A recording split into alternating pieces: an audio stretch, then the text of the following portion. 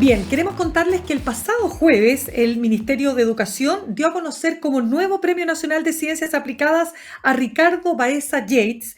Él es académico, también investigador de amplia trayectoria y renombre mundial en ciencia de datos e inteligencia artificial. Baeza ha sido destacado por sus aportes en el área de la computación, especialmente en lo que se llama la minería de datos y también respecto de la reflexión ética sobre el uso de datos y la inteligencia artificial, que es una discusión pionera hace algunos años, pero que ahora se ha vuelto uno de los grandes temas del presente y del futuro.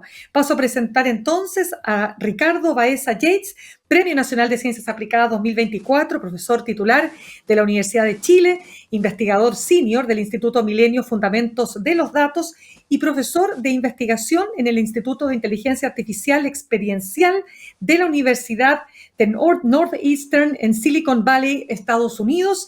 Ricardo, muchas gracias por estar con nosotros esta tarde en Sin Pretexto por Radio USACH. Muchas gracias, Mirna, por la invitación. Ricardo, lo primero que me gustaría partir preguntándote es ¿de qué manera la ciencia de datos puede aportar a la toma de decisiones y al desarrollo del país? Bueno, en muchos problemas de nuestra vida diaria, los datos nos pueden ayudar a saber cómo predecir algo. Por ejemplo, qué es lo que alguien va a comprar, qué es lo que cuándo la máquina va a fallar. Es decir, hay tantas aplicaciones donde los datos nos indican cuál puede ser la posibilidad futura de algún comportamiento, de algún evento. Eso es lo que es la minería de datos y también esa es la manera principal donde cómo funciona la inteligencia artificial actual. ¿Qué es la minería de datos, si la tuviéramos que explicar de manera simple? Sí, tal vez la manera más simple es cuando uno va a un buscador, uno sabe lo que está buscando y busca eso. La minería de datos es lo contrario. Uno no sabe lo que está buscando, analiza muchos datos y uno encuentra un patrón o una anomalía o algo que parece interesante y ahí tú tienes que decidir qué tendrías que haber preguntado para haber encontrado eso. Por ejemplo, si analizamos transacciones bancarias, podemos encontrar una anomalía que podría ser un fraude. Entonces ahí supe que encontré un fraude. O, por ejemplo, que estoy encontrando que hay movimientos que son extraños y que no conocía antes. Y eso también podría ser una oportunidad de negocio, por ejemplo. Entonces depende mucho de lo que uno encuentre y el experto tiene que decidir qué es lo que uno encontró, cuál es la pepita de oro que encontró en cierto sentido. Por eso se llama minería también. Te entiendo. Y la minería de datos, por ejemplo, podría servir para determinar, como tú señalas, ¿no es cierto?, ilícitos como fraude, lavado de activos, ya que está tan de moda en estos días, ¿no?, a propósito de los casos que estamos evidenciando en Chile. Sí, eso es lo que hacen las grandes entidades bancarias, también lo hacen las compañías telefónicas para ver si están pinchando líneas telefónicas. Es decir, hay muchas aplicaciones que son tanto para evitar mal uso de la tecnología o también, por ejemplo, aprovechar oportunidades que la tecnología te da. Por ejemplo, uno podría analizar transacciones de comercio electrónico para saber cuáles son los productos que tú deberías vender más o vender de otra manera. Claro, de hecho, bueno, dentro de lo que tú has hecho, Ricardo, durante la pandemia, bueno, vimos cómo efectivamente el conocimiento de datos puede entregar resultados mucho más certeros. Y tú, por ejemplo, vislumbraste una forma distinta de calcular el número de casos totales y activos de contagiados por COVID-19. Ocupaste la tasa de letalidad real de la infección. ¿Nos puedes explicar exactamente cómo llegaste a eso? Sí, el problema de la pandemia es que siempre estábamos viendo los datos atrasados. Es decir, cuando ya veíamos las personas que fallecían, lamentablemente, significaba que esos habían enfermado hace 10 días, por ejemplo. Entonces había que tomar en cuenta eso para calcular cuál es la cantidad real de personas infectadas y no las personas que se habían detectado, que era muy distinta. Y por eso que en algún momento el número de personas reales infectadas era 3-4 veces y esa fue la fórmula que yo encontré usando este análisis de datos y también las primeras estimaciones de cuál es la tasa de mortalidad real del COVID. Claro, porque de hecho en aquellos días, ¿no? No solo lo que pasó en Chile, esto pasó a nivel mundial, para ningún gobierno era conveniente ni era popular que aumentara, ¿no es cierto?, el número de muertes producto del COVID-19, ¿no? Porque mucho se fugaba ahí en cuanto al abordaje de la pandemia, más allá que la pandemia todos estábamos aprendiendo a tratarla.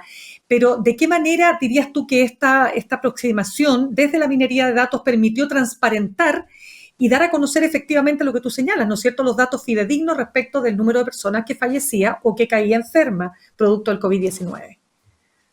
Y claro, esto permitía, por ejemplo, de hecho, yo hice la mejor aproximación de los datos que faltaban cuando eh, no se sabía exactamente el número de personas que habían fallecido por distintos problemas en los informes y uno podía aproximar cuántas personas habían muerto que no se habían comunicado. Lamentablemente yo hice la mejor predicción en ese momento, eran casi 1000 personas más. Y realmente si hubiera tomado en cuenta este desfase que ocurría de los datos, miles de personas podrían haberse salvado. Lo que pasa es que cuando ya se hizo la cuarentena, ya en 2 semanas ya había mucha gente infectada que no se conocía y esa gente falleció después. Y esa era Y parte del eso, problema. También el año siguiente hice una estimación exacta de cuántas personas habían fallecido y eso apareció publicado en un medio digital, porque también hay muchos casos que no se contabilizaban, pero que seguramente eran del COVID porque tenían comorbilidades, por ejemplo, gente que tenía claro. diabetes, gente que murió, que parecía que había muerto por vejez, pero que no lo era. Y lamentablemente yo en algún momento dije, si todo Chile se enferma, van a morir 70.000 personas, y todo el mundo me dijo que estaba loco, eh, pero eso era si todo Chile se enfermaba. Bueno, lamentablemente no todo Chile se ha enfermado y el número actual de personas que han fallecido es sobre 60.000. Es decir, si uno analiza los datos y toma en cuenta estas predicciones, uno puede tomar decisiones de política pública, por ejemplo, mucho más eficientes. Ricardo, pero entonces lo que tú estás señalando es que las herramientas ya estaban como para hacer esa proyección de datos. Sí, estaban, pero no todo el mundo sabe cómo hacer esas proyecciones, no todo el mundo sabe cómo manejar los datos de manera de poder eh, ver el futuro. Pero había personas que fueron mucho más precavidas. Por ejemplo, en Nueva Zelanda ni siquiera esperaron a que hubieran muchos fallecidos. Inmediatamente hicieron una cuarentena y Nueva Zelanda, por ejemplo, tuvo una cantidad de fallecidos mínima porque sabían que esto era algo que se podía propagar en forma exponencial, que si uno esperaba a que hubieran 100 personas fallecidas, esto significaba que en realidad habían decenas de miles de infectados por esas mismas personas que fallecieron. Y tú has tenido una aproximación respecto de qué cantidad de personas pudieron haber, o sea, qué cantidad de muertes se pudieron haber evitado si se tuviesen tomado las medidas más a tiempo de las de cómo se tomaron.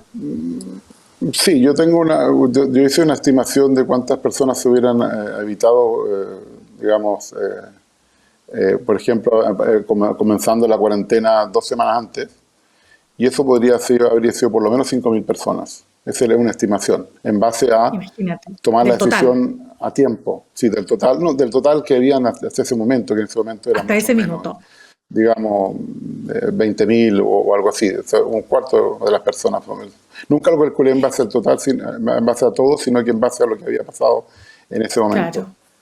Estamos conversando a esta hora con Ricardo Baeza Yates. Él ha sido nominado, no nominado, sino que más bien galardonado con el Premio Nacional de Ciencias Aplicadas 2024. Es bien interesante lo que nos estás contando, Ricardo, porque tú dijiste que mucha gente, cuando tú señalaste que podían llegar a 70.000 las muertes, te criticaron por aquello. ¿Cómo viviste esos días, esas críticas, no? Bueno, en ese momento ese es un tema muy político. Cualquier persona que decía algo distinto a los informes del gobierno era considerado que era como de otro partido. Entonces, además se confundía lo que era la ciencia con tus opiniones políticas. Es decir, era independiente de eso, pero la gente, por supuesto, no distinguía eso y la opinión se polarizaba. Así que, dependiendo si tú si tú eres partidario del gobierno o no, te creían o no. Entonces, eso ha pasado no solamente con el COVID, sino con muchas otras cosas hoy en día. Pero tú pensaste que más allá de este hecho, de estos temas puntuales, y con todo el aporte que tú has hecho en un montón de otras áreas, ¿tú pensaste que ibas a lograr obtener el premio nacional? de ciencias aplicadas? Bueno, nunca estuve pensando en el premio. Eso lo hice por una forma de aportar al país desde fuera, de poder ayudar. Y realmente lo que sí fue interesante, lo que nunca pensé que me iba a convertir en una especie de influencer del COVID desde fuera y de repente de no tener seguidores en Twitter llegué a tener, no sé, 17.000 y lo mismo en otros temas. Así que, y por ejemplo, hice un programa por YouTube junto con el periodista y Daniel Bach, por ejemplo, que fue el que tuvo la idea. Y decenas de miles de personas veían los programas que hacíamos cada fin de semana para informarle a la gente exactamente cuáles eran los datos de verdad. Claro, interesante aquello, sobre todo en una época también que por otro lado teníamos el bombardeo de los antivacunas o de aquellos que señalaban que había casi que, no sé, elementos milagrosos que podían combatir el COVID-19. Bueno, esa es una historia aparte que vamos a seguir sacando lecciones, ¿no es cierto?, de lo que fue esa experiencia. Pero vamos de nuevo a la minería de datos, porque ¿en qué otros aspectos dirías tú para que las personas que nos escuchan a esta hora y nos ven vean la aplicación que tienen sus vidas prácticas? ¿En qué otros aspectos se podría relacionar la minería de datos con la vida práctica y cotidiana de las personas? Sí, bueno, el tema más importante ahora que se converge con minería de datos es toda la inteligencia artificial, es decir, usar aprendizaje, por ejemplo, supervisado, es decir, que uno le indica a la máquina muchas cosas y la máquina aprende a detectar, por ejemplo, gatos de perros o otros objetos en imágenes, o por ejemplo lo que está pasando con la inteligencia artificial generativa como ChatGPT, que puede generar texto que parece casi humano y la gente le asigna propiedades humanas. Ese es uno de los temas que me preocupa más hoy en día para el uso responsable de la inteligencia artificial, porque estamos humanizando la tecnología y pensando que, por ejemplo, que esas herramientas realmente nos entienden o que tienen otras habilidades que no tienen, pero el poder de la imitación es muy fuerte, es como un loro que parece que sabe entendernos, pero es solamente un loro. Ricardo, y en ese aspecto, ya que entramos en el tema de la inteligencia artificial, nosotros hablábamos hace unos días con una experta también en el tema, a propósito de las declaraciones y de una carta más bien, publicada por la revista Time, a Eliezer Yudkowsky, que es uno de los 100 referentes en inteligencia artificial más destacados por la revista Time, ¿no es cierto?, el año 2023. Y él decía, no basta con detener los avances de la inteligencia artificial, hay que pararlo todo porque lo que está en riesgo es la humanidad completa. ¿Cómo ves esa aclamación? ¿Es una advertencia? ¿Hay que tomar en cuenta o es exagerado? Mira, primero esa carta es bastante antigua, no es nueva, no sé por qué salió de nuevo ahora. Tampoco yo diría que esta persona es uno de los 100 personajes más destacados en inteligencia artificial, porque es más bien un divulgador, no es un experto en inteligencia artificial. Hay mucha gente que habla de un tema aunque no lo sabe, no lo domina completamente bien. Y yo creo que el problema de la inteligencia artificial no es Terminator, no es un futuro cercano ni lejano donde un super robot nos va a aniquilar, sino que son más bien lo que estaba diciendo ahora, que las personas no mantengan su lucidez humana y no crean que esta tecnología tiene más propiedades de las que tiene. Entonces, por ejemplo, me preocupa más temas de desinformación, que se va a usar en muchas elecciones del mundo. Este año es el que más se va a votar en el mundo, con más de 70 países con elecciones. Ya ocurrió en la India, va a ocurrir en Estados Unidos, va a ocurrir en muchos otros países. Hay temas de derechos de autor que están afectando a medios de comunicación y otros medios. Hay temas de salud mental, donde ya una persona se suicidó el año pasado en Bélgica después de conversar 6 semanas con un chatbot. Y por supuesto la persona necesitaba ayuda psicológica, pero el chatbot no le se la dio, al revés, le ayudó a tomar la decisión. Entonces todos esos temas de no entender cómo funciona la tecnología, de no respetar los derechos de autor, de facilitar que los malos actores puedan hacer más cosas, esos son los temas que me preocupan a mí, son los temas que ya existen hoy, no es el futuro lejano. Y entonces, y a propósito también de lo que señalas, ¿ves una injerencia importante en lo que va a ser finalmente esta gran disputa entre Donald Trump y Kamala Harris en Estados Unidos? O sea, ¿va a entrar de lleno ahí a operar el sistema en su conjunto cuando hablamos de cómo se usan las redes sociales, por ejemplo, para diseminar noticias falsas, en fin? ¿Tendrá un rol, digamos, importante que jugar? Por en esta supuesto, elección? hoy en día ya no podemos creer nada digital que vemos. O sea, podemos inventar un video perfecto de lo que tú quieras. Y supongo que mucha gente ha visto este video donde aparecen Kamala Harris con Donald Trump teniendo un bebé y realmente Claro. está tan bien hecho que si uno no sabe que existe la inteligencia artificial, uno diría, mira, ya esto no sé qué creer. Pero, por ejemplo, en Hong Kong, en febrero pasado, hubo una reunión de videoconferencia dentro de una compañía y la persona de Hong Kong entendió que tenía que transferir 15 millones de dólares, lo hizo y solo después supo que toda la gente de la videoconferencia la habían falsificado. Su jefe financiero en Estados Unidos, todos los otros colegas, eran videos falsos con las voces perfectas falsas, con todo real. Así que no podemos creer nada hoy en día. O sea, lo que yo llamo la verdad digital ya no existe. Lamentablemente eso es muy malo para los medios de comunicación porque en los últimos 20 años habíamos usado eh, vídeos y fotos digitales de países donde era difícil encontrar información para saber qué es lo que estaba pasando. Por ejemplo, la primavera árabe nunca podría haber ocurrido si no hubiera sido por periodistas, digamos, que eran ciudadanos. Pero hoy en día ya no podemos saber lo que es real o no, y va a ser más difícil distinguir la realidad de la falsedad. Cuéntame, y en ese aspecto entonces, más allá de este personaje, el Sergio Utopsky, etcétera, pero tú estás de acuerdo con lo que también decían en otro momento líderes mundiales en cuanto a que hay que pausar la velocidad con que está avanzando la inteligencia artificial? O sea, tal vez a uno le gustaría que eso pudiera ocurrir, pero no va a ocurrir.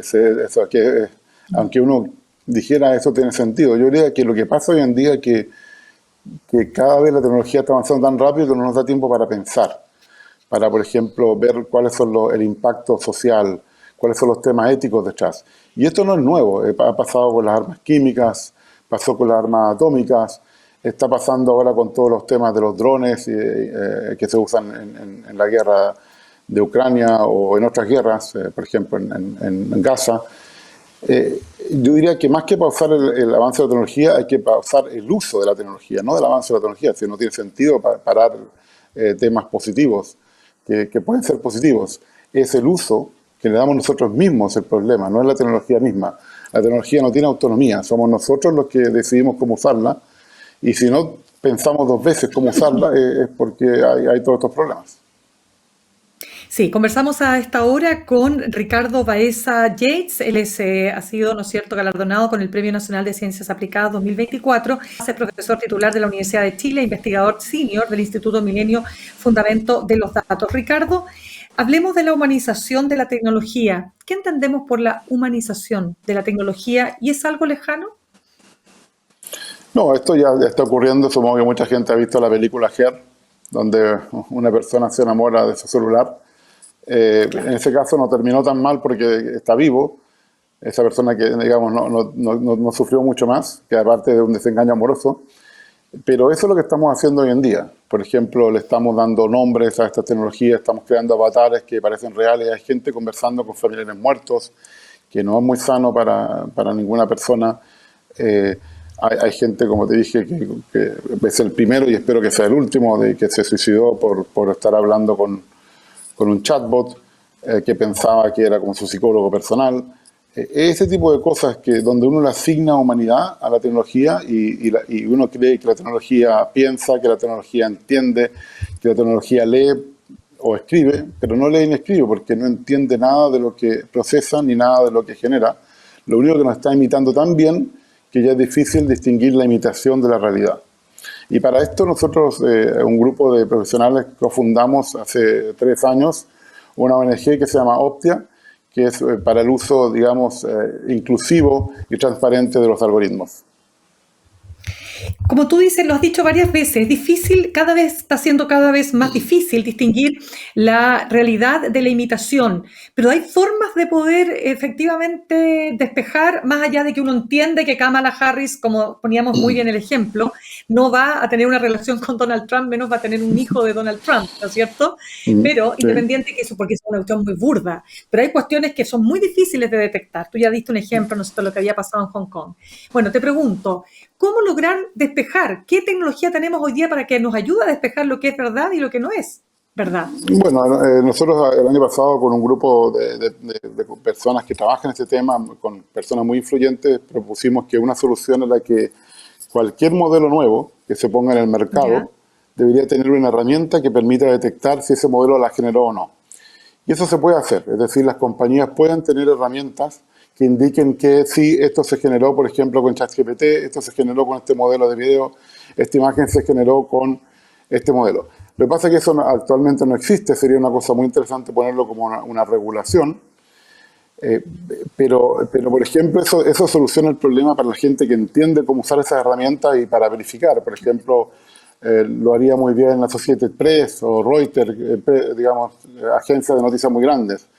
Pero para la persona de la calle eso no es posible. Entonces, la única posibilidad es ser escéptico y realmente desconfiar de todo y luego verificar si en algún medio han dicho que si eso era cierto o no. Pero claro. lamentablemente no es muy fácil saber eso, porque todos hemos visto en YouTube videos que uno dice eso no puede haber ocurrido y ocurrió. Y hay muchos videos que Claro. uno podría decir, sí, esto puede ser real, pero no ha ocurrido. Entonces, Mira, digamos que es muy difícil la frontera entre la realidad y la falsedad. bueno, a propósito del caso audios que ha estado tan presente, ¿no es cierto?, en estos últimos meses, ¿no?, en Chile. Bueno, el caso audios se escuchaba al editor general de CIPER Chile y cómo ellos habían hecho un proceso para despejar, cuando recién tuvieron en sus manos el audio de Hermosilla, para despejar que no se tratara, claro, de una inteligencia artificial donde hubiese, ¿no es cierto?, qué sé yo, imitado la voz, por ejemplo, del abogado y de quienes participan de esa conversación. O sea, imagínate tú si eso Eso no se hubiese puede sido hacer, así. sí.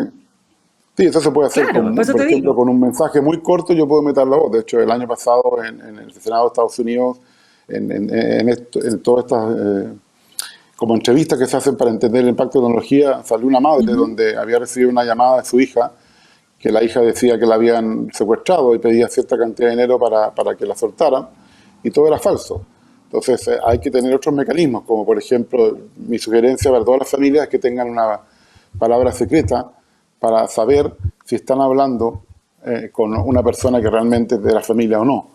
Y hay que tener ese tipo de resguardos para evitar este tipo de engaños.